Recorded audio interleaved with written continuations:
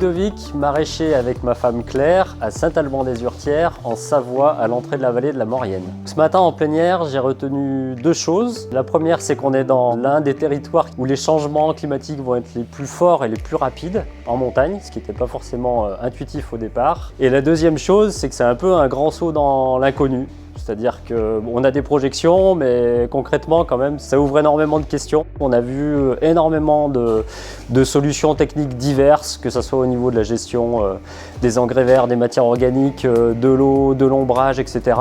Et moi, ce que je retiens, c'est qu'en fait, sur chaque ferme, à chaque endroit, dans chaque territoire, ça va être des solutions adaptées. C'est un gros travail à faire et j'espère qu'on pourra être aussi un petit peu accompagné, parce qu'il y a sacrément de réflexion à avoir. Par rapport à ce que j'ai vu aujourd'hui, je souhaite aller beaucoup plus loin dans la gestion des matières organiques, apporter plus de matières organiques, comprendre mieux comment chaque matière organique peut apporter des bénéfices ou au contraire apporter des contraintes dans mon système et voir comment localement je peux m'approvisionner en matière organique sans leur faire des kilomètres et des kilomètres. Sur ma ferme, l'impact du changement climatique il est multiple malheureusement, on ne peut pas avoir un seul impact. C'est-à-dire qu'avant on avait des événements climatiques qui étaient plutôt décennaux comme l'excès de pluie, le coup de chaud, la grêle, etc. Et en fait maintenant, chaque année, on a au moins l'une de ces blagues. Sur la ferme, entre autres techniques qu'on met en place maintenant, c'est le développement des filets d'ombrage.